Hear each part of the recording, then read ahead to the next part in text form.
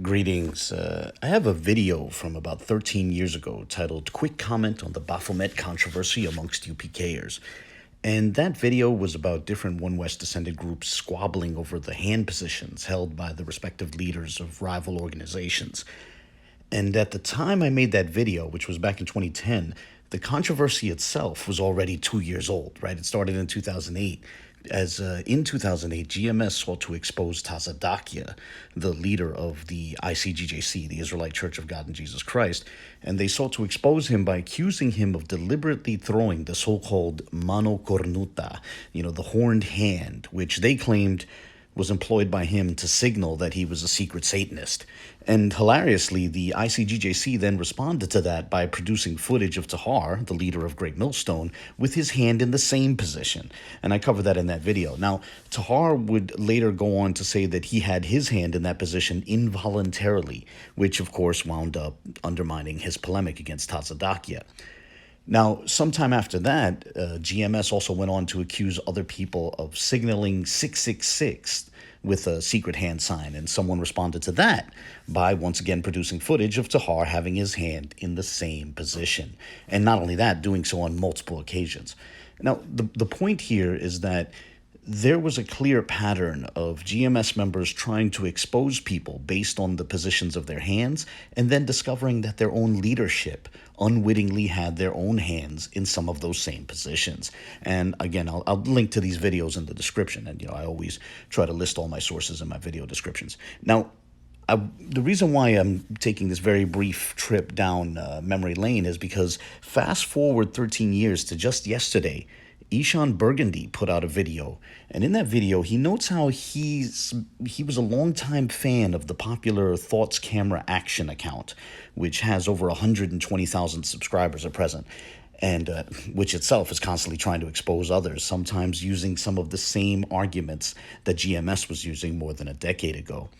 And in this video, which Eshon Burgundy put out yesterday, he went on to allude to how more recently he became less enthusiastic about the Thoughts Camera Action channel's approach. And I'm guessing, or I interpreted that as meaning that he became less enthusiastic because the channel was attempting to also expose people who Eshon himself liked, right? But whatever the case, then it apparently hit too close to home because Eshon felt that he needed to make that video precisely because the Thoughts Camera Action channel had then went on to show him, Eshon himself, with his hand in a controversial position, apparently as part of a not-so-subtle attempt to expose him. And so Eshon Burgundy tried to explain that although it did look like his hand was in a certain controversial position, or perhaps multiple controversial positions, he tried to explain that it was never intentional. And just for the record, I'm happy to accept his explanation and take him at his word with regards to that explanation. Now, the reason why I wanted to briefly cover this recent controversy and connect it back to the GMS controversies from 13 years ago or 15 years ago is to make the point that, with all due respect to everyone involved, paranoia within the Israelite spectrum results in different folks cannibalizing each other, right? Their methods for attempting to expose others are at times quite crude. They're quite imprecise.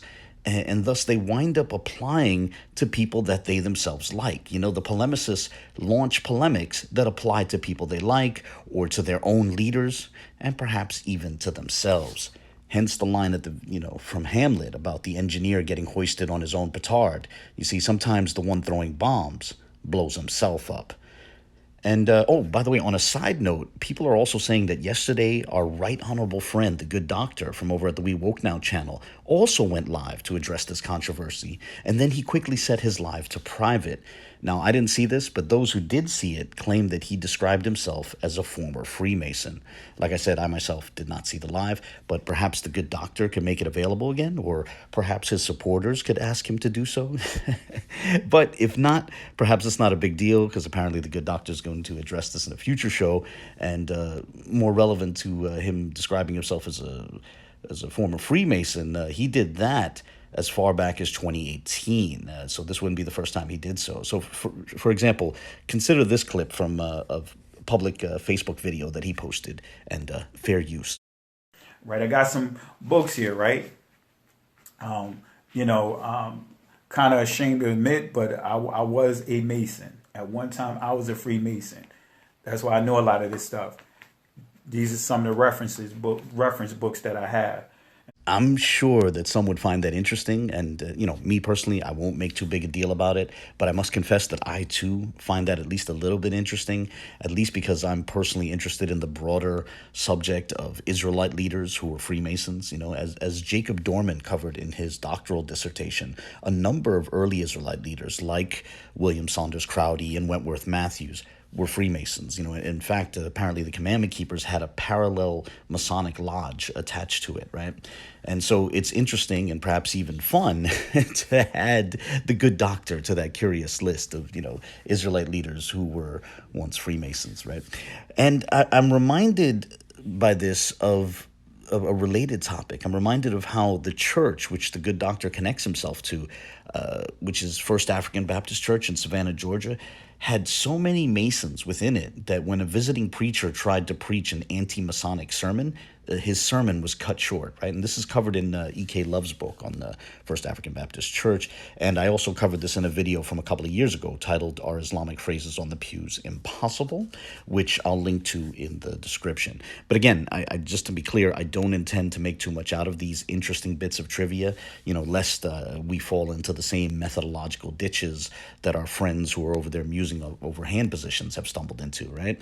I just wanted to offer a brief thought on how current controversies within the Israelite spectrum resemble controversies from the past. And with that, I'll close this video here. As always, I welcome any comments, questions, or criticisms. Criticisms and objections are most welcome here. You see, unlike a certain erstwhile Freemason, I don't censor anyone here. So feel free to share your thoughts, whether positive or negative. And God bless.